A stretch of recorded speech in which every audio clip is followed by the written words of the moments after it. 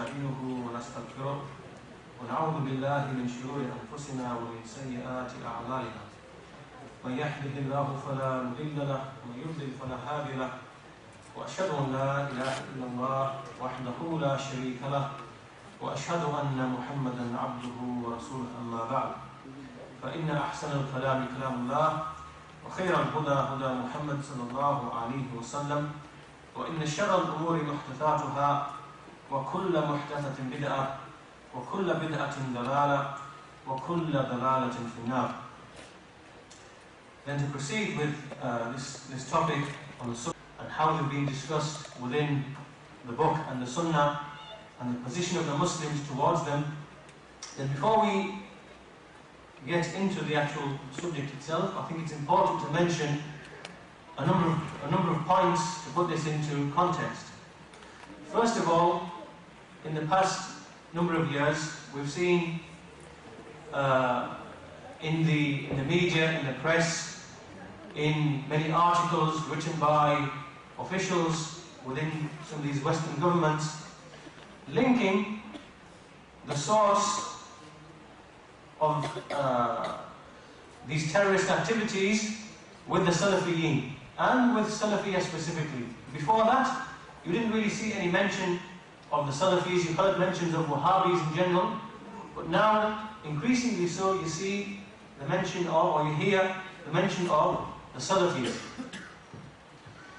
And as people who've been upon the Salafi da'wah, we as Salafis who've been upon this da'wah and who've been following the ulama, the scholars of the Salafi da'wah in the past 10 to 15 years, we know that this is an absolute fabrication. It's absolute fabrication. And to go further than this, many of these writings or these reports, they go further and they link or they claim that the likes of Hassan al-Banna, the likes of Sayyid Qutb, and the likes of Bin Laden, and the likes and people of their nature, that these are people who are Salafis, and that this radical or extreme form of Islam that they preach is Salafiyya.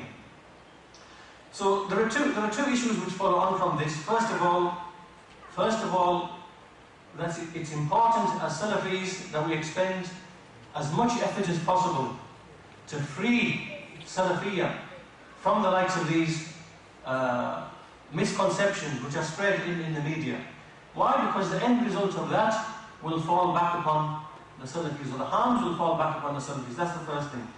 The second thing is that, again, we as Salafis know that the reason why these actions have occurred, or the reason why these activities occur, whether they are in the Muslim lands, like in Egypt, or in Saudi Arabia, or in Syria, or whatever these actions have occurred, or whether they are in the Western lands, these actions have certain core or fundamental principles upon which they are based upon. They haven't just happened overnight. Rather, there are ideologies which have been in existence or which have been promoted for many, many years or for decades, which have eventually led to the occurrence of these actions. And again, we as Salafis should be familiar from the refutations of our scholars of certain figureheads. Some of them you recognize, such as Sayyid Qutb and Mawdudi and Bin Laden and Muhammad Surur and Abdurrahman Abdul Khaliq. These are all common names to us, inshallah, as Salafis.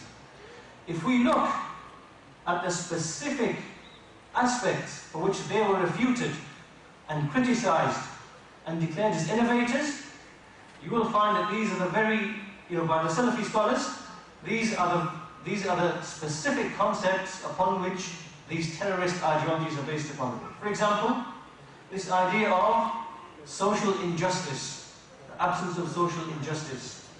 And as you've probably already heard in some of the lectures earlier, that this itself was the very reason why Dhul Khuwaisira al-Tamimi, the father of the Khawarij, this is the reason why he criticized the Messenger ﷺ. When the Messenger ﷺ, he divided the booty, this man wasn't happy.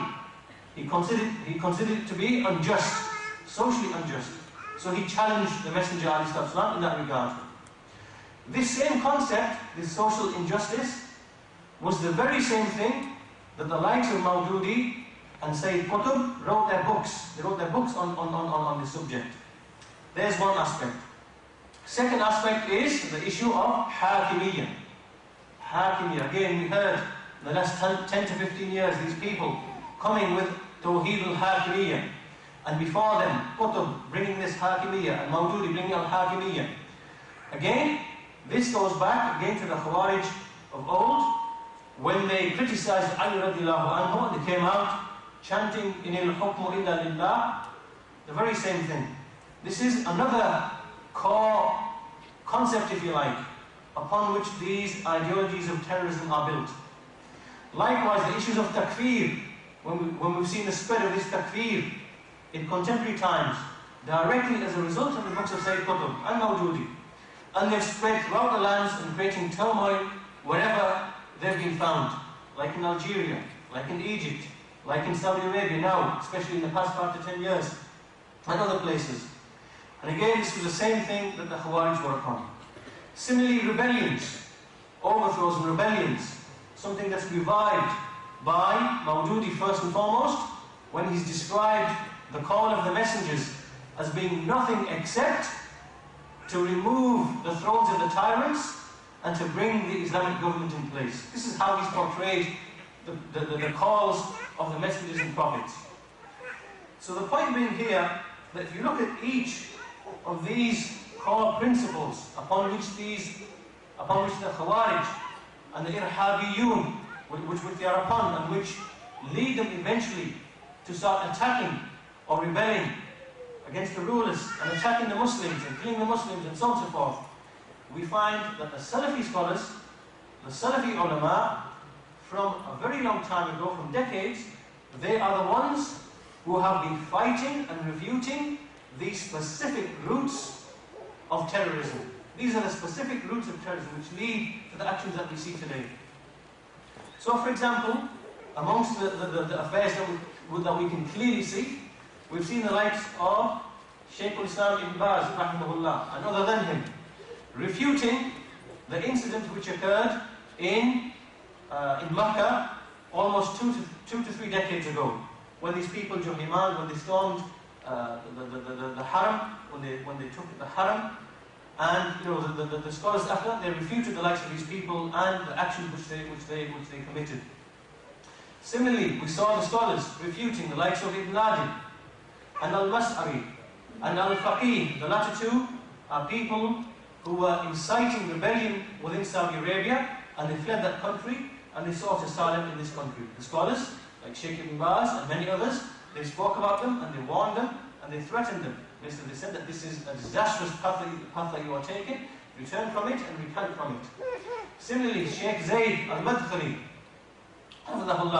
he wrote a very well-known famous book now called Al-Irhab, in which he discusses the roots of Istirhab. He mentions all of these incidents which have been happening in the Muslim lands, in Egypt, in Algeria, in Syria, other than that, and mentioning the specific figureheads behind these movements, like Sayyid Qutb, Hassan al-Banna, Maududi, and Muhammad Sarur, and their stooges within Saudi Arabia, like Salman al-Awda and Safar al-Hawali, and also these takfiris who appeared in most recent times, refuting and mentioning all of them in that book.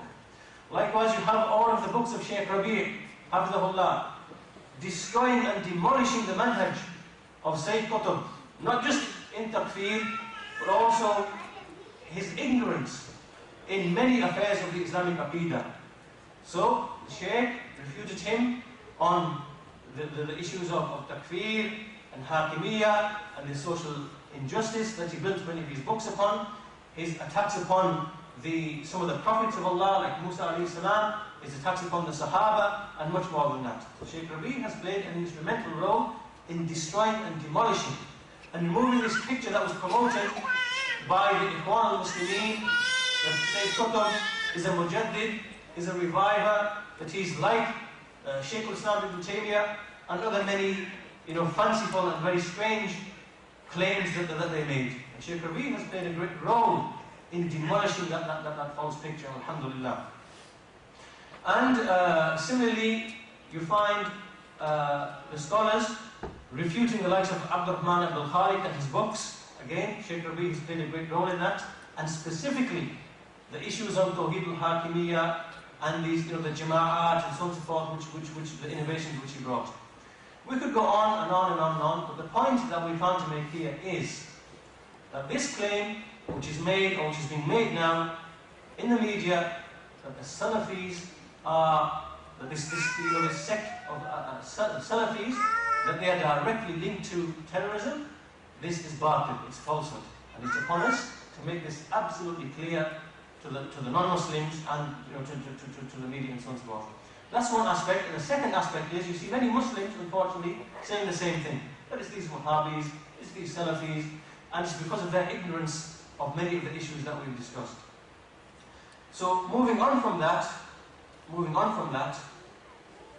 this is the reason why you will see that in this conference and in the lectures that have been organized and arranged, you will find that all of the topics are focused upon these 3 or 4 matters which I mentioned earlier, all of which are tied to the Khawarij, whether that is these ideas of oppression and social injustice in the Muslim lands, which they then use to disobey the rulers and to speak about them, or whether it is ruling by what Allah has revealed, or ruling by other than what Allah has revealed, and Hakimiyya and so on and so forth, or whether it is takfir or furuj. All of these issues, because we as Salafis recognize that these are the direct roots of what we see as terrorism today. So in that regard, that puts my talk into context, which is discussing in detail the principles in the Sunnah as to how Muslims should behave with respect to their rulers in many different situations. So to introduce this talk, I want to bring an amazing passage, an absolutely amazing passage from Ibn al-Qayyim rahimahullah. And this is found in his book, Miftah Dar as-Sa'ada. This is volume 2, page 177. And within this chapter, basically Ibn al-Qayyim is just speaking about the wisdom which Allah has put within certain affairs of al-Qada wal-Qadr. Al-Qada wal-Qadr. Ibn al-Qayyim is asking us to reflect upon some of these wisdoms. And Allah subhanahu wa ta'ala has placed certain principles within the creation, certain rules within the creation. There are certain rules which are related to His khalq and amr within His creation. So for example, if a person was to drop an object, it's a rule within Allah's creation that it will fall to the ground. That can never be changed. This is within Allah's creation. It's a rule within Allah's creation that if you put your hand within fire, it will be burned. Even though Allah has the power and the ability to change that, as He did with Ibrahim alayhi salam. But nevertheless, this is a rule within Allah's creation. Similarly, Allah also has, there are certain rules, there are certain sunnah of Allah subhanahu wa ta'ala with respect to the actions and the behavior of His creation. So for example, as we will soon see, when the Muslims, or when the creation does such and such thing will result. We find examples of this in the book and in the Sunnah, and likewise from what will be mentioned by Ibn al-Qayyim here. So, Ibn al-Qayyim says, he begins by saying, وَتَأَمَّلْ حِكْمَتَهُ تَعَالَى فِي أَنْ جَعَلَ مُلُوكَ الْعِبَادِ وَأُمَرَاءَهُمْ وَغُلَّاتَهُمْ مِنْ جِنْسِ أَعْمَالِهِمْ. So he says, so reflect in His wisdom, reflect in Allah's wisdom, the Most High's wisdom, in that He made the kings of the servants, and He made their rulers, and He made their leaders, that He made them to be in accordance with the actions of the servants. That He made them to be in accordance with the actions of the servants, to be the same type as the actions of the servants. Rather, بَلْ كَأَنَّ أَعْمَالَهُمْ ظَهَرَتْ فِي سُوَرِ وُلَاتِهِمْ وَمُلُوكِهِمْ. Rather, it is as if the actions of the servants have appeared in the form of their rulers and their kings. Then he explains, فَإِنْ اسْتَقَامُوا اسْتَقَامَتْ مُلُوكُهُمْ. So if they, meaning the subjects, are upon istiqamah, if they are upon uprightness, meaning they worship Allah, they adhere to the Sunnah, they keep away from that which Allah has prohibited, they do that which Allah has commanded, if they're upon istiqamah, then the muluk, then the kings too will be upon istiqamah. وَإِنْ عَدَلُوا عَدَلَتْ عَلِيهِمْ. And if the servants turn away from uprightness and turn away from this, then the kings too will basically turn away from that towards them. وَإِنْ جَارُوا جَارَتْ مُلُوكُهُمْ. So if the subjects become oppressive, meaning with respect to each other, and they are tyrannical with respect to each other, then the kings, the جَارَتْ مُلُوكُهُمْ وَوُلَاتُهُمْ, then they will be oppressive and tyrannical upon them. وَإِنْ ظَهَرَ فِيهِمُ الْمَكْرُ وَالْخَدِيعَةُ فَوُلَاتُهُمْ كَذَلِكَ. And if there emerges amongst the servants plotting and deception and treachery, then their rulers will be likewise with respect towards them. وَإِنْ مَنَعُوا حُقُوقَ اللَّهِ لَدَيْهِمْ وَبَخِلُوا بِهَا مَنَعَتْ مُلُوكُهُمْ وَوُلَاتُهُمْ مَا لَهُمْ إِنَّهُمْ مِنَ الْحَقِّ وَبَخِلُوا بِهَا عَلَيْهِمْ. And if they, meaning the servants, prevent the rights of Allah, they withhold the rights of Allah that Allah has upon them, and again those which are between themselves, and they become stingy and greedy with respect to them, then the kings and the rulers will withhold and remove the rights that the servants have upon them. And the kings will become stingy with respect to them, meaning that the kings now will not give the subjects their rights. They will withhold their rights from the servants, just like the servants are withholding their rights from Allah and from the creation. And then he continues, وَإِنْ أَخَذُوا مِمَّنْ يَسْتَدْ.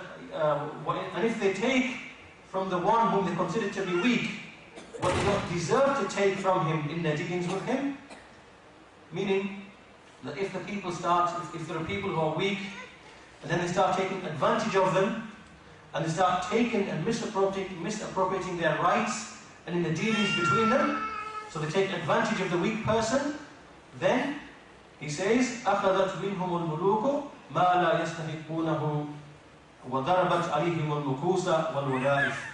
Then likewise the kings will take from them that which they do not deserve, that which they do not deserve. So the kings, they will misappropriate things from the servants, and they will inflict them with taxes and other types of, like payments and so forth, which they put upon the people. And then he continues, and everything that they take from the weak person, then the kings, so if a person misappropriate, takes something by force, which they don't deserve to have from a weak person, then the kings will take it from them bil-quwwa. They will take it by force. So therefore he says, their actions, it's as if the actions of the servants have emerged in the actions of the rulers. Or the rulers' actions are just a manifestation of the actions that you see within the society. Then he continues and he says, and it is not in accordance with the divine wisdom that anyone should rule over the evil, sinful people except one who is of their like. So in other words, the divine wisdom, al-hikmatul ilahiyah, this divine wisdom of Allah, it refuses that the evil and the sinful people should be judged or should be ruled over except by one who is of their like. And then Ibn al-Qayyim, he explains this and he gives a nice illustration of this. He says that when we see the very first generation, the best of generations and the most pious of them, we see that their rulers were just like them. The rulers were just like them. When the generation itself was pious, then the rulers were like that over them. And then when فَلَمَّا شَابُوا شِيبَتْ لَهُمُ الْوَلَاهِ. Then when they became corrupt, when they became tainted, so when the people became corrupt and tainted, then the rulers were made to become corrupt over them. And then he says that the wisdom of Allah refuses and rejects that the likes of Muawiyah and Umar bin Abdul Aziz should be made to be rulers over us in our time. And remember, Ibn al-Qayyim is speaking in his time, which is 700 years ago. So he's saying that the wisdom of Allah, it refuses and rejects the likes of Muawiyah and Umar bin Abdul Aziz should be made to rule over the likes of us, meaning likes of Ibn al-Qayyim, Shaykh al-Islam Ibn Taymiyyah, Ibn Qudama al-Maqdisi, and other than the Imam in that time. Let alone the likes of Abu Bakr and Umar. So then he says, rather our rulers are in accordance with our level and how we are. And the rulers who came before us, they are in respect to how their subjects were. So both of these affairs are from the necessities of wisdom and whatever follows on from that. Then the passage continues, but basically in essence, this is an amazing and beautiful passage, and from it you can see immediately that the calls and the methodologies and the principles of all of these jama'at and these individuals, some of whom we've mentioned already, these figureheads that we've mentioned already, and these groups that we find present in our times, that all of them have their very foundations demolished by this one principle alone, this one principle itself. This principle that it is from Allah's sunnah, and it's from Allah's unchanging laws and principles within this creation, that their actions will only be manifest in the actions of their rulers. So following on from this then, the topic at hand then, the principles that we wanted to mention regarding the rulers, then we have 36 ahadith, or 36 statements of the Messenger ﷺ, which can be divided into 12 principles. And each of these ahadith have been authenticated by Nasruddin al-Albani rahimahullah. So first of all, the first principle is that the Messenger ﷺ, he called to ijtima'. And each of these principles, by the way, each of these principles, the purpose behind them is to basically show and to refute the principles of these jama'at and the principles of these individuals, the likes of those that we mentioned, who are a source and who are an inspiration for these people who commit these actions of terrorism or who encourage these acts of terrorism. So each of these principles are a refutation of that. So first of all, the first principle is unity and ijtima'. And this is because when the Messenger ﷺ was sent, in the time that he was sent, the situation was that the people were in controversy and difference and separation and splitting, and they were upon mutual boasting, and they were upon this warfare where they would seek out the weak people, the weak tribes, attack them and misappropriate their wealth and goods. And this is how it would be. Everybody was attacking each other. No organization, no sanctity, no safety within the land. It was like chaos. So then Allah sent the Messenger ﷺ, and he was concerned with ijtima'. Ijtima' upon tawheed. And he encouraged this ijtima'. And he also warned from this ikhtilaf. And we find that when we look in the Sunnah, when we look in the book and the Sunnah, we find that the narrations in this regard are mutawatir. The narrations in this regard have been joining this unity are mutawatir. So as an example, to give some examples in the Quran, Allah says, وَلَا تَنَازَعُوا فَتَفْشَلُوا وَتَذْهَبَ رِيحُكُمْ. Allah has prohibited that we dispute. Don't dispute so that you lose courage and that your strength disappears. Surah Al-Anfal, Surah number 8, verse 46. And Allah says, Allah prohibits, وَلَا تَكُونُوا كَالَّذِينَ تَفَرَّقُوا وَاخْتَلَفُوا مِنْ بَعْدِ مَا جَاءَهُمُ الْبَيِّنَاتُ وَأُولَٰئِكَ لَهُمْ عَذَابٌ عَظِيمٌ. Now do not be like those who split and differed from after there came to them clear proofs, and to them there is a tormenting punishment. Surah Al-Imran, verse 105. And then from the hadith, the Messenger ﷺ said that the hand of Allah, yadullah ala al-jama'ah. The hand of Allah is over the jama'ah, meaning over the united body of Muslimin. Those Muslims who are united upon the aqidah, upon the manhaj, and united behind an imam, that the hand of Allah is over them. Likewise, the Messenger ﷺ said, Inna Allah ta'ala ajara ummati min an tajtami'a ala dalalatin. That verily, Allah has protected and has saved my ummah from uniting upon misguidance. This hadith is sahih. The first hadith, by the way, was reported by Ahmad and Ibn Abi Asim and Tabarani al-Hakim, and it's sahih.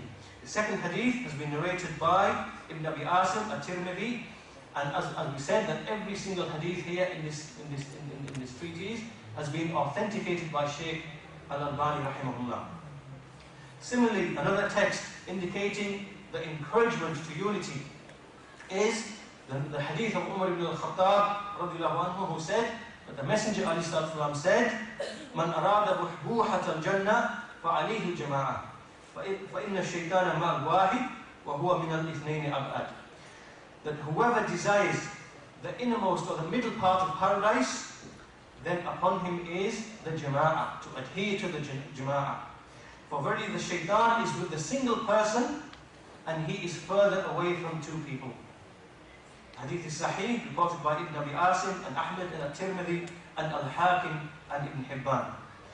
And similarly, the Messenger ﷺ said, as is reported by Abi Hurairah, "Man kharaja anil jama'ah wa mat fabitatun jahiliyyah." That the person who departs and exits from the jama'ah, then his death, and he dies, then his death is a death of the days of ignorance. And another hadith from Hudayfa ibn Yaman, this hadith is in Sahih Muslim, reported by Sahih Muslim. This next hadith is from An-Nu'man, who narrated that the Messenger ﷺ said, "Al-jama'atu rahmah wal-furqatu adab." That the jama'ah is mercy and separation is punishment. And this hadith is sahih, reported by Ahmad and Ibn Abi Asim. And another hadith from Al-Harith, who said that the Messenger ﷺ said, "Amirukum bi khams, as-sam'u wal-ta'atu wal-jama'atu wal-hijratu wal-jihad." That I command you with 5. To hear and to obey, meaning the rulers, to hear and to obey the rulers, and to adhere to the jama'ah, to the main body of the Muslimin, and to make hijrah and to make jihad. And again, this is jihad with its comprehensive understanding, not the jihad of the takfiriyin and the jihadiyin and other than them from the innovators. This hadith is sahih, reported by Ahmad and Ibn Abi Asim and At-Tirmidhi.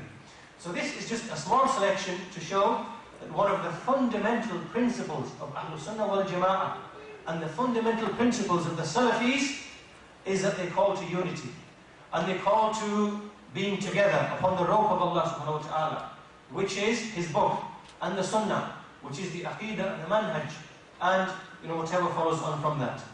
And as for the innovators, from these innovators, from the likes that we've mentioned already, and from those who are a fountain for these terrorists and so on and so forth, what do they call to?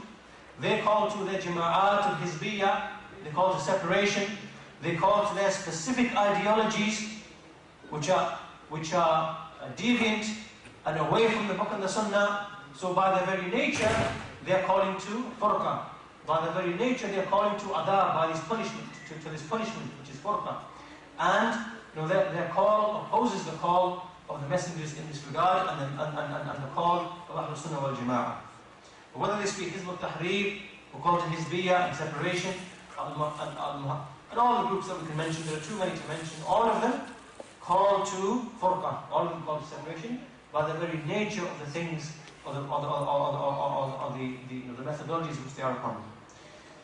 Not only did the Messenger call to unity, now this is the second principle, he also warned from its opposite. He warned from splitting. So he didn't just call to unity and keep silent. Rather, in the book and the Sunnah we find that there is a severe prohibition of splitting likewise, and the causes of splitting, the causes behind splitting. So the Messenger ﷺ, he prohibited splitting and from separating from the Jama'ah in a very, very severe way. And he made a very severe threat, an extremely severe threat for the one who fell into that. So for example, the Messenger said, and this hadith is from Abdullah bin Amr, who said that the Messenger ﷺ said, "Man raghiba an sunnati falaysa minni." Man raghiba an sunnati falaysa minni. That whoever sought other than my sunnah, then he's not from me. So this hadith is a proof, because we've already established that Allah's Messenger has prohibited or has invited to unity. So whoever desires something other than this, then he is not from us. This hadith is Sahih, reported by Bukhari and Muslim. Hadith of Ibn Umar, who said that the Messenger ﷺ said that whoever removed his hand from obedience, meaning whoever removed himself from obedience to the ruler, then he will not have any proof for him on Yawm al-Qiyamah. He will not have any hujjah for him on the Day of Judgment, meaning there is nothing that will argue for his case, because his action is unjustified. Reported by Ahmad and Ibn Abi Asim. Similarly, the Messenger said in a very in this hadith, as is reported by Muslim, that whoever comes to you, man ataakum wa amrukum jami' ala rajulin wahid yuridu an yashukka asakum wa yufarriqu kalimatakum faqtuluh. That whoever comes to you while your affair is united behind a single man, and he desires to split the ranks, to split your ranks and to separate your word, then kill him. This is a very severe threat. A very severe threat. Hadith Sahih, reported by Muslim. So when we have an imam ruling over the Muslimin, and someone comes along, like we have these groups who come along in the Muslim lands, and start calling to their jama'at, and start calling to this hizbiyah and this sirriyah, this secretiveness, and start taking the people away from this hand of obedience, then the Messenger ﷺ has said in the light, has commanded in the light of these affairs that such a person should be killed. This is a very, very severe threat. Then, and again, there are many, many ahadith in this regard, many multiples of ahadith in this regard compared to what's already been mentioned, but again, we want to be brief and to the point. So two principles then. Allah's Messenger has called to unity, and the Salafis called to unity upon Tawheed and the Sunnah. And Allah's Messenger has prohibited ikhtilaf and furqa, and the Salafis called to this likewise, that they prohibit ikhtilaf and furqa. Following on from this, these two principles can never ever be achieved, except this jama'ah can never be achieved except by an imam. So it's fair enough saying that we have to unite, it's fair enough saying that we mustn't separate and split, but these two affairs can't be achieved except with what? An imam behind whom the people are united. They're united behind his word. And the imam himself, he cannot be in control except if the Muslims obey him. So there has to be an imam and there has to be ta'ah. There has to be an imam and there has to be ta'ah. And this is found, and this is the next principle, that the jama'ah cannot be upheld, it cannot be maintained, it cannot exist except with an imam who is given ta'ah. This is the third principle. And in this regard, the hadith are many. As the Messenger ﷺ said, as is reported by Anas, that you should hear and you should obey even if an Abyssinian slave is placed over you, and whose head is like a raisin, irrespective of his appearance and whatever, we have to hear and we obey, so long as he establishes the book of Allah amongst you. Hadith Sahih, reported by Bukhari. And similarly, Abu Huraira reported that the Messenger ﷺ said that whoever obeys me, man ata'ani faqad ata'a Allah, wa man asani faqad asa Allah. That whoever obeys me, then he has obeyed Allah, and whoever disobeys me, then he has disobeyed Allah. And whoever obeys the Amir, then he has obeyed me, and whoever disobeys the Amir, then he has disobeyed me. So look in this hadith, how the Messenger ﷺ has made a comparison. He first of all said that whoever obeys me, he has obeyed Allah, and whoever disobeys me has disobeyed Allah. So obedience to the Messenger is exactly the same as obedience to Allah. And disobedience to the Messenger is exactly the same as disobedience to Allah subhanahu wa ta'ala. And the Messenger then compared the rulers with this. So he said, whoever obeys the ruler, then he has obeyed me. And we know that obedience to the Messenger is obedience to Allah. And whoever disobeys the ruler, then he has disobeyed me. And we know that disobedience to the Messenger is disobedience to Allah. So this hadith shows that obeying the ruler and not disobeying him is equivalent to obeying Allah and obeying the Messenger. And we know that this hadith, that this itself is found in the Quran in many ayat. From Ibn Umar, that the Messenger ﷺ said that it is upon a Muslim to hear and to obey in whatever he loves or whatever he dislikes, unless he is commanded with disobedience. So now we have to pay attention to this. Why? Because the Sunnah has come with much detail. Pay attention to this hadith.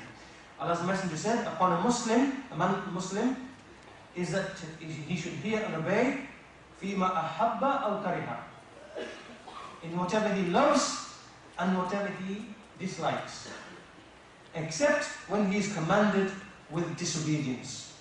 In that case, there is no hearing and no obeying. Right? So there's an exception. In disobedience, in whatever opposes the Book of Allah and the Sunnah of the Messenger, we don't obey the ruler at all, in that specific issue. However, in everything else, irrespective of whether we like it or whether we don't like it, whether it's easy for us, whether it's hard for us, we have to obey the ruler. For example, there are many things which are not found in the Sharia, which the ruler might implement in order to maintain the welfare of the servant. For example, as an example, it might be the case that the rulers say that in this country you have to drive on the left side of the road, right? In order to maintain this, safety and security and to maintain the order of the society. So there could be many laws that the rulers implement. For example, they might put customs in airports to check the people as they come in and as they leave. There might be many issues like this that the rulers put in place, which themselves do not contradict the Sharia of Allah.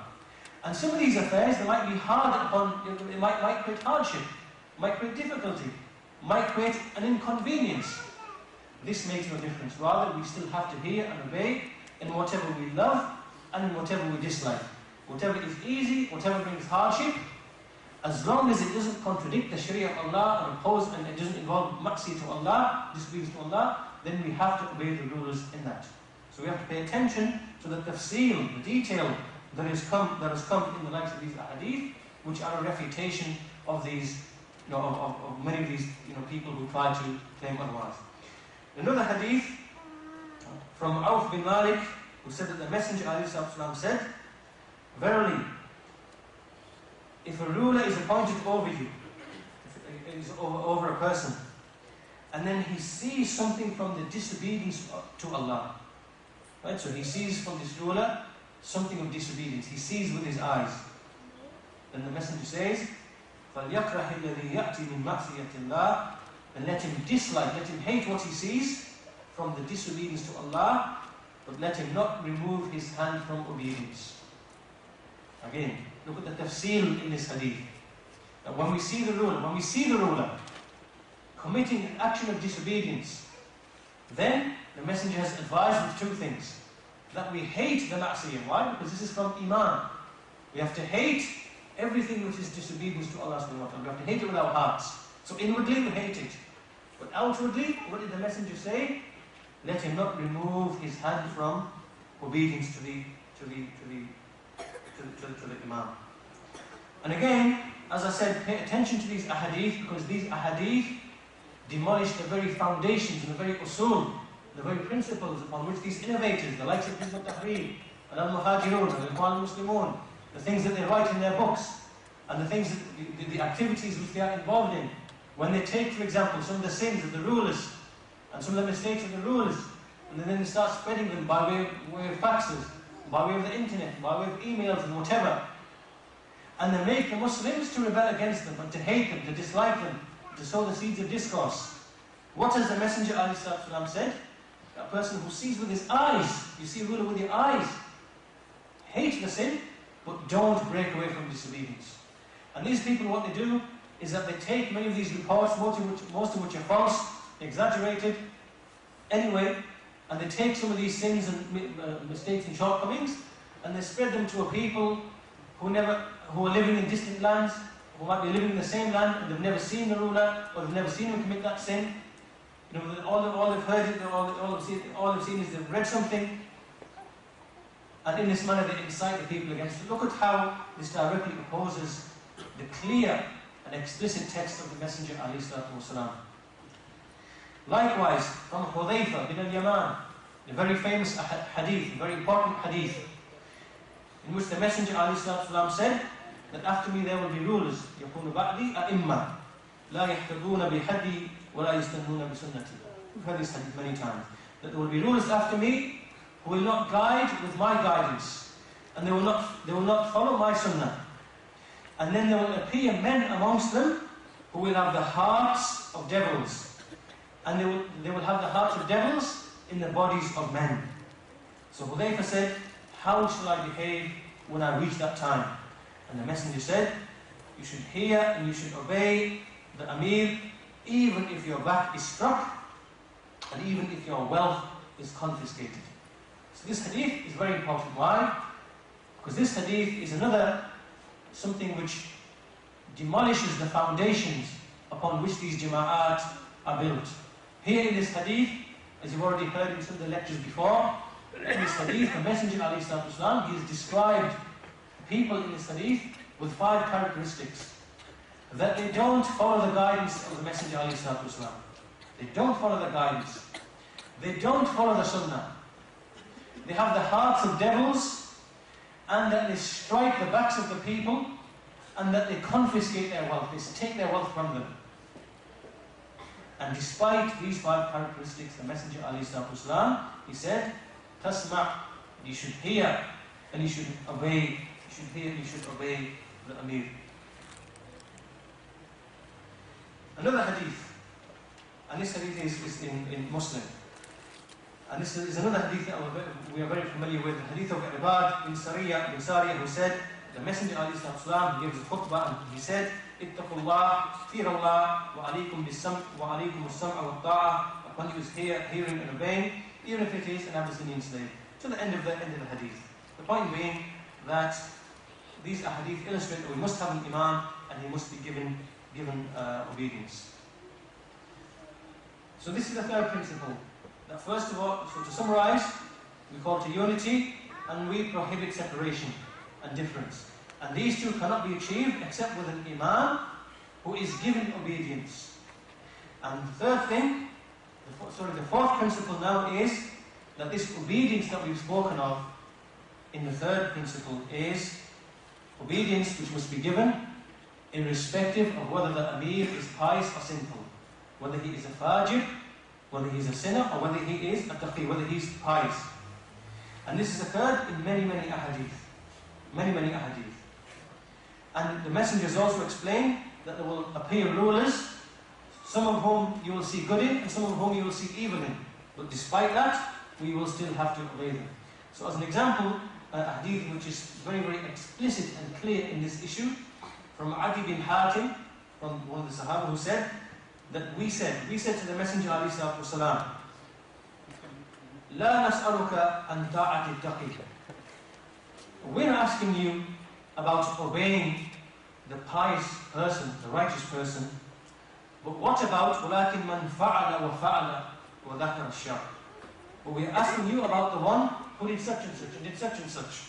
And so the narrator mentions that the Sahaba mentioned some of the things that they fall into. So the Messenger ﷺ said, اتَّقُوا اللَّهَ وَاسْمَعُوا وَأَطِيعُوا. Have fear of Allah and hear and obey. So again, pay attention to how this hadith demolishes another batil principle which is used by the likes of people. Because they come and they say that these ahadith in the Sunnah which command obedience to the Imam, they are only in relation to a pious Imam, to a righteous Imam.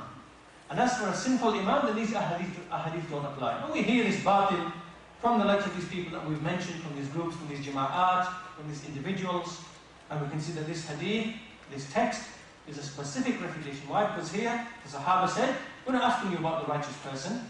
لَا نَسْأَلُكَ عَنْ طَاعَتِكَ. We're not asking you about obedience to the righteous person, but rather about the one who does such and such and such, meaning the one who falls into sin. And the Messenger said, اتَّقُوا اللَّهَ وَاسْمَعُوا وَأَطِيعُوا. After this, so therefore, the fourth principle, whether he's sinful, whether he's righteous, whether he's pious, whether he's disobedient, the Sharia has not made any distinction in the issue of obedience to him. Now, these four principles so far that we've discussed, which is unity and not separating, and a jama'ah must be built upon an imam who has obedience, and this obedience has to be whether the imam is righteous or sinful. The messenger didn't just stop there. The sharia didn't just stop there. Rather, the sharia went on to cover issues which could cause or which could result in these principles being compromised. So principle number 5 is that the sharia has prohibited secrecy. The sharia has prohibited secrecy. This is the 5th principle. The Messenger ﷺ said, as is reported by Ibn Umar, that a man جاء رجل إلى رسول الله صلى الله عليه وسلم فقال أوصني. A man came to the Messenger ﷺ and he said, advise me, give me advice. He said, اسمع وأطيع وعليك بالعلانية وإياك والسر. The Messenger said to him, hear and obey, and upon you is to be open in your affair. Be open, be out to be open in your affair, and beware of secrecy. Beware of secrecy. This hadith is authentic, reported by Ibn Abi Asim and authenticated by Al-Albani rahimahullah. Now here, and there are many narrations in this regard, but here in this hadith, we can see that secrecy with respect to the imam and with respect to those responsible in governing the Muslimin has been expressly forbidden in this hadith. And what do we see? We see that one of the foundations of these jama'at, of all of these jama'at that we see, Ikhwan al-Muslimin, Hizb al-Tahrir, al-Muhajirun, and other than them, and even their splinter groups that they have now, supporters of the Sharia, al-Ghuraba, the Sayyid sect, all these people are found within this country. A fundamental basis of them is secrecy. Is secrecy. That they have a core, group of people who are sometimes given the Pledge of Allegiance, and they have many secret affairs which they keep away from the armed people who are tied to them. And many of these things that we know, all of these are opposed. This is opposed to the Sunnah, opposed to the Sharia. And as we said, that this is another principle which is opposed to what these people are upon. So secrecy is prohibited. Sixthly, the 6th principle is that khuruj, that rebellion is prohibited. And the Messenger ﷺ has explained that to rebel against them is not permissible except in 2 situations. First of all, that we see clear manifest kufr, or that they prevent the people from establishing the salah. And then the proof for this is, first of all, the hadith of Ubadah bin as-Samit, who said that we pledged allegiance to the Messenger ﷺ upon hearing and obeying, in both hidden and in open, and that we spend in both times of difficulty and in times of hardship, and in times of when we don't have favourable circumstances to spend, and that we don't contend with the rulers. We don't try to take the affair away from the rulers unless we see إِلَّا أَن نَرَى كُفْرًا وَوَاحًا, unless we see clear manifest kufr with which we have a proof from Allah subhanahu wa ta'ala, from Allah. This hadith is sahih in Bukhari Muslim. Now, one of the Shaykh ibn Uthaymeen rahimahullah, he gave an explanation to this hadith. When the Algerian people came to him, some of the people from Algeria, they came to him, and they came to clarify some of these doubts that were used by the Khawarij in Algeria, and the doubts of the Takfiriyin that they were using from this hadith. He came, the people came, and they asked him about this hadith. And in explaining and giving them advice, the Shaykh explained that if you look at this hadith, the Messenger mentioned 4 things. He mentioned 4 things. He said, إِلَّا أَن نَرَى. He said, we see with our eyes. So the first thing is the seeing with the eyes. The second, he said, kufran. Kufran. So this thing which is committed has to be kufr. It has to be established from the Sharia that this thing that he's fallen into is indeed kufr. Why? Because there are some things which are kufr which don't expel from the fold of Islam, and there are other things which indeed do expel from the fold of Islam. So we have to clarify from the Sharia by looking at the evidences that is this thing which he fell into, is it kufr? So the vision with the eyes, and whether this thing is established as being kufr which expels from the fold of Islam in the Sharia. Bawahan, it's open, like he just openly and clearly and manifestly and openly in front of the people, and with which we have a proof from Allah, which we have an evidence from Allah. So the Shaykh emphasized these affairs. This is one situation, and the second hadith is from Salama, who said that the Messenger ﷺ said that there will be rulers after me, you will acknowledge certain affairs from them, you will see some good in them, you will see some evil in them, and so whoever rejected that, whoever rejected the evil, then he has freed himself. فَمَنْ أَنْكَرَ فَقَدْ بَرِئَ. So whoever rejected that, then he has absolved himself from any blame. وَمَنْ كَرِهَ فَقَدْ سَلِمَ. And the one who just hated it in his heart, the one who hated it, then he has saved, he's become safe. However, the one who was pleased and who followed, and then the messenger stopped, he didn't say anything. Right? To show that this is something which is criticized and disliked. And then the Sahaba said, should we not contend with them with the sword? And the messenger said, no, so long as they establish the prayer amongst you. This hadith is sahih and reported by Muslim. So the scholars explain that khuruj or rebellion is prohibited except in these two situations, where a ruler, he commits open, clear, manifest kufr, which we can see with our eyes, or he prevents the people from establishing the salah. And as we know that even if a ruler falls into one of these two things, this doesn't mean that rebellion is automatically sanctioned.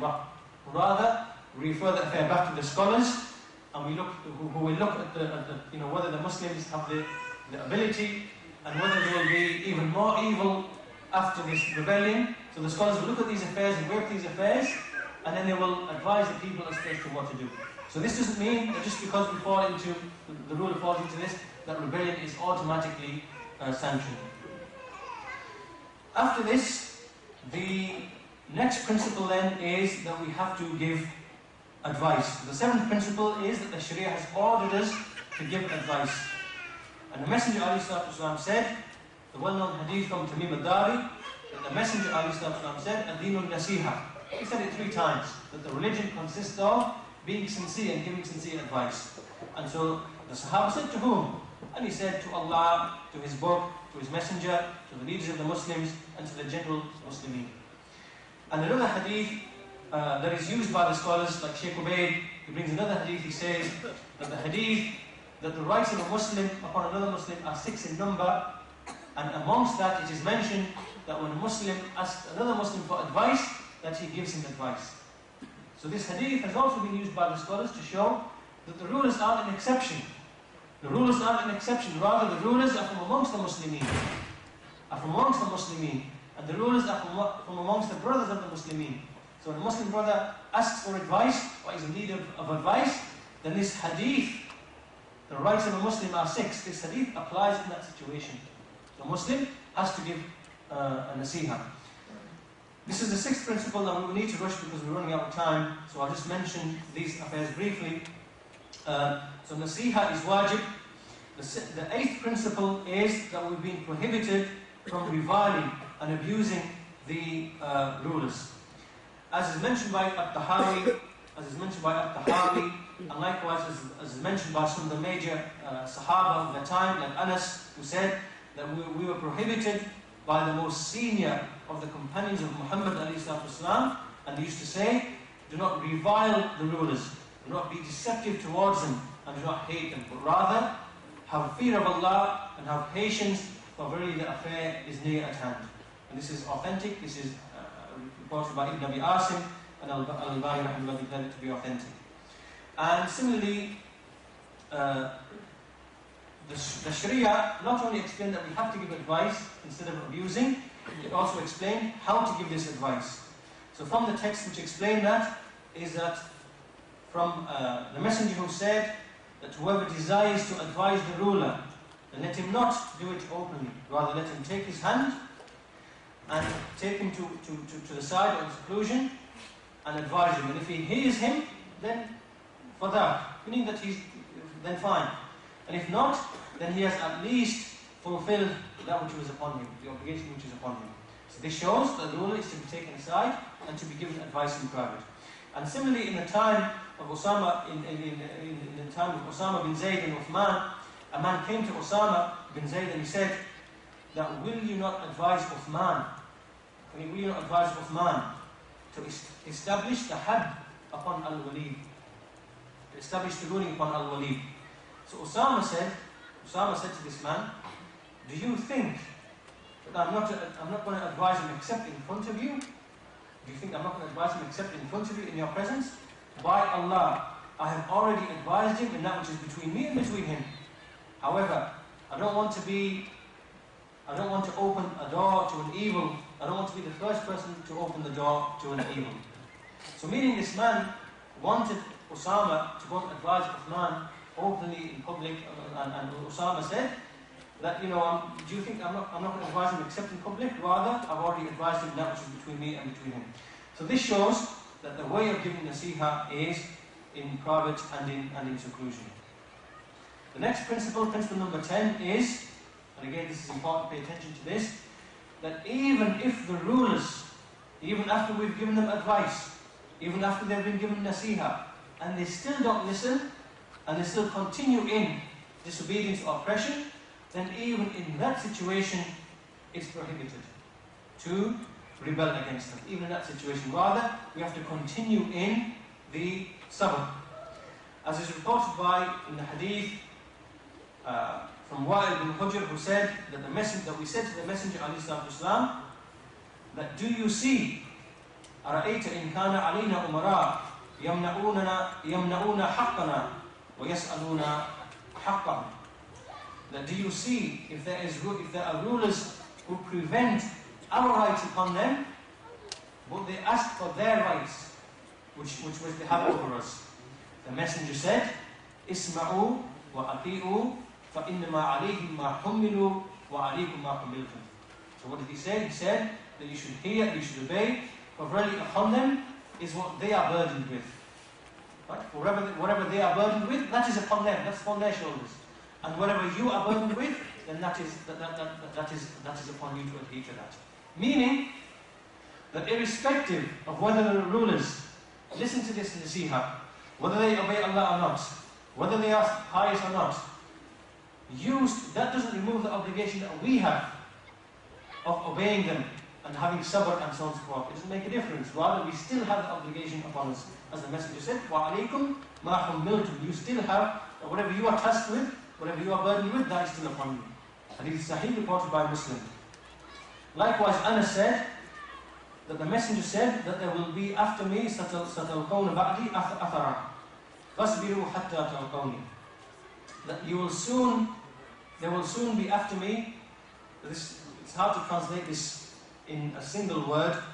Basically, what it means that after me there will be a situation where, like, the rulers will give precedence to themselves, will think after their own interests, and will not think after the servants. So when this time comes, fasbiru hatta, have patience up until you meet me. So what does this show? When we meet, or when the Muslims, or when those Muslims meet Allah's Messenger at the Hawd, when they meet him on Yawm al-Qiyamah. Meaning that there has to be patience in every single time, in every single place where we have the likes of this affair. And likewise, another hadith from Abu Hurairah, who said that the Messenger ﷺ said that there will be khulafa, there will be many khulafa, and they will increase. So he said, what do you advise us with? What do you command us with? He said, give the bay'ah, pledge allegiance to the first one, and then the one who comes after him. So as they come, give pledge allegiance to them, and fulfill that which is with them, meaning fulfill their rights. For verily Allah will ask them for that which is for you. Meaning, fulfill their rights, that's your duty. And as for the rights that you have over them, then leave that to Allah. Allah will ask them about it. And so this then shows, that even when we see that the rulers are oppressive, tyrannical, and we advise them, they don't listen to the advice, they continue in their sin, they continue in their disobedience, and the nasiha has been given, even in that situation, it is still not permitted to rebel. Rather, what is Allah's Messenger commanded? He's commanded as-sabr.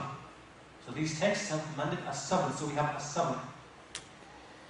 Next principle, principle number 11, is the prohibition of publicizing their sins upon the minbar. And again, this is an affair which is very, very clear. It's also included within the hadith that we just mentioned.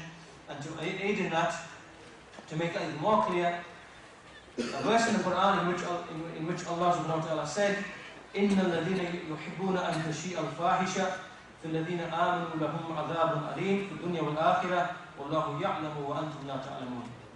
This ayah here, verily, those who love that this obscenity and this lewdness should be spread amongst the believers, amongst those who believe, then they will have a tormenting punishment in the life of this world and the hereafter. And Allah knows, and you do not know. Surah Nur, verse 19.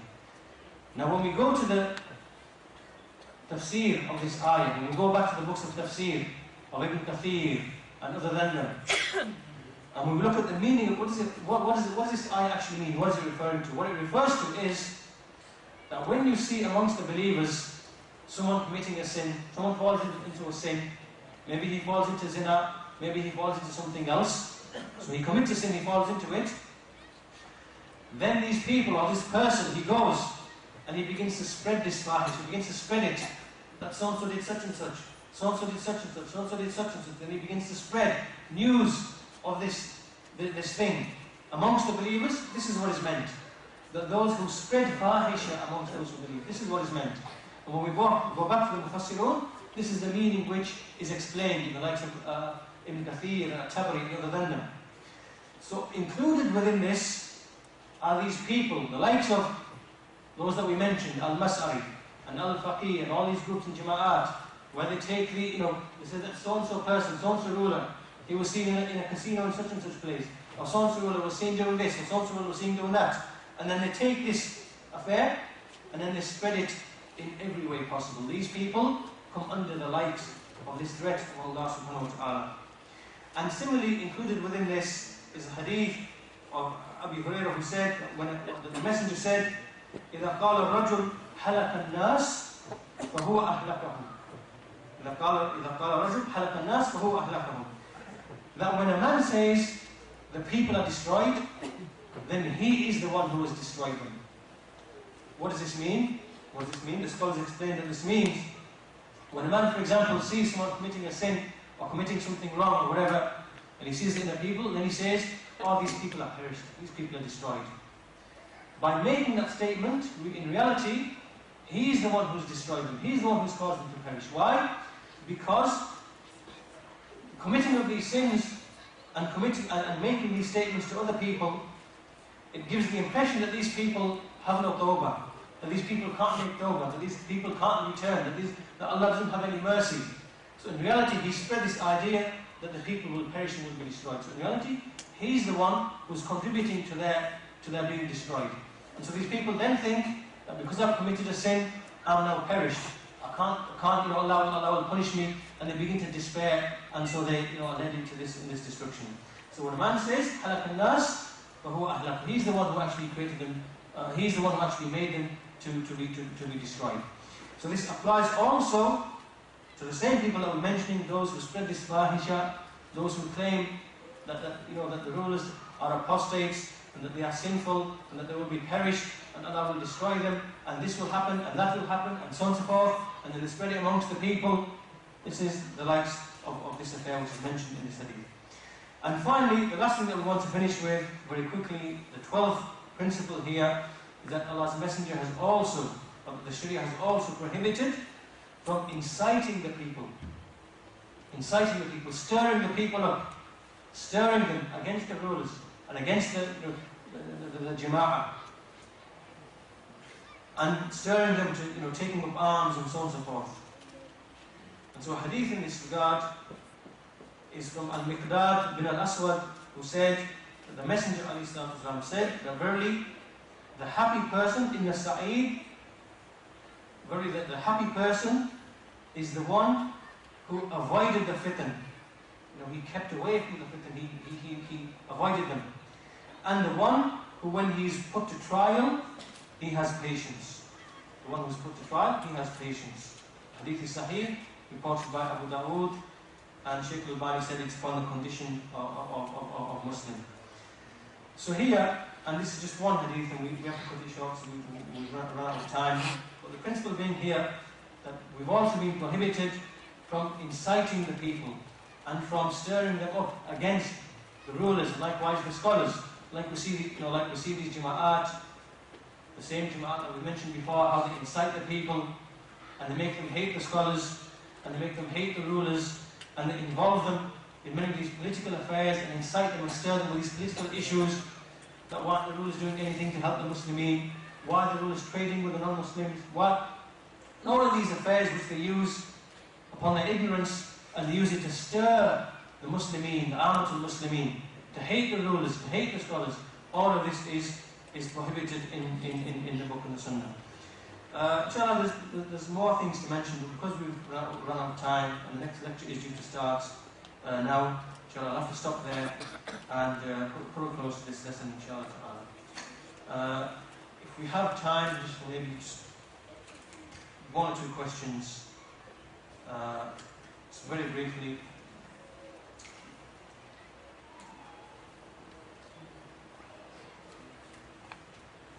First of all, regarding this statement of Ibn al-Qayyim, someone has mentioned that this statement has already been translated. Yes, so whoever wants to refer to the statement of Ibn al-Qayyim that we mentioned at the beginning of this talk, then this has been translated. It can be found on the website under the articles on jihad.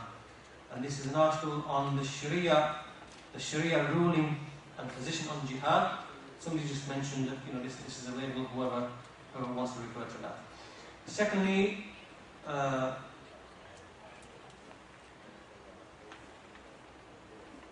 second question here is, are Salman al-Awda and Safar al-Hawali still upon the manhaj for which they were criticised, or are they now upon the Salafi manhaj? So these people are still upon the same manhaj. Up until they openly make bara'ah from that manhaj that they were upon, for which they were refuted and criticised, and for which they were declared Khariji Asriya by Shaykh al-Bani, that they are the Khawarij of all times, up until they make that tawbah, and they make i'lan of this tawbah, and up until they openly refute these irhabiyun who are in Saudi Arabia, up until they openly declare themselves free from them and refute them, then these people are upon the same manhaj. Even these people, in the past couple of years, we've seen some of their statements when there have been bombings in Al-Khobar and Riyadh and in Makkah and so on and so forth. When you look at their statements, very, very siyasi statements, very political statements, they're not condemning these people, but they're kind of saying that we should engage in a dialogue with these people, we should try to understand what their grievances are, and so on and so forth. So we find that these people, it's like a siyasi, it's like a political type of statement. They're not openly refuting these people like the scholars have, like Sheikh Ibn Baz, like Sheikh Salih al-Fawzan, like they did. So these people are upon the very same manhaj. What they found is that because now this manhaj is being refuted and destroyed, and because the books of Sayyid Qutb have been exposed, and because this manhaj has been exposed, that now they can't openly align themselves with this type of manhaj, which is why they are playing a very siyasi, they take a very political type of stance. This is what is indicated by their statements that we've read, and the statements that they've issued in many, in the past couple of years, in relation to these events that we've seen in Saudi Arabia, and likewise, like September 11th and other affairs like that. This is what it indicates. But if people claim that they're upon the Salafi manhaj, then let them openly make bara'ah of the books of Sayyid Qutb. Let them and say that this is the manhaj of the Khawarij in these books. Let them openly free themselves from these people who are committing these actions of terrorism in Makkah and in Riyadh and in Jeddah and other than that. We haven't seen that from them. And some people said that since this is Darul Harb, we are allowed to use deception and secrecy in our dealings. Again, this is one of the falsehoods of these jama'at, of these individuals, and of the likes of these groups that we mentioned already. And we've already seen that this secrecy itself, the origin of this secrecy, as was explained in one of the lectures yesterday, the Khawarij built, the Khariji who actually plotted and killed Ali, that whole assassination was itself built upon this secrecy and deception. This secrecy and this deception. So this secrecy and deception, whether it's with respect to the Muslimin, is totally forbidden, and with respect to the Ghair Muslimin, the non-Muslimin, it is totally forbidden. Why? Because Allah has commanded us in the Quran that with respect to those non-Muslims who don't expel us from our homes, nor do they fight us with respect to our deen, that Allah doesn't prohibit us that we behave with them in a good manner, in a good manner. And likewise, one of the scholars, Shaykh Abu Amina Rahimahullah, when he gave advice a number of years ago, he said that with respect to those non-Muslims, then behave well with them. Show them the mannerisms of the Muslims, how they were. Be honest with them in your dealings, in the affairs that you deal with them, in their trade and in the day-to-day dealings, and show them that Islam is free from the like of these affairs. So this claim here, some say that this is Dar al-Harb, all of this is built on batil. They claim that this is Dar al-Harb is built on batil. And then whatever follows on from that, when they justify this secrecy and attacking the Muslimin, stealing their wealth, some of them even go so as far as that we can share our beads, we can mingle with them, become involved in sin, like committing zina and going to nightclubs and so forth, to mingle with these people in order to deceive them, to make them think that we are like them and upon their way, and then by way of that deception we can take their wealth. All of this is batil. It has no basis, and it opposes the most fundamental, that which is found in the Book and the Sunnah. And this is the kind of thing that we have to, explain and to free Islam from, inshallah ta'ala. So I will stop there, and the next lesson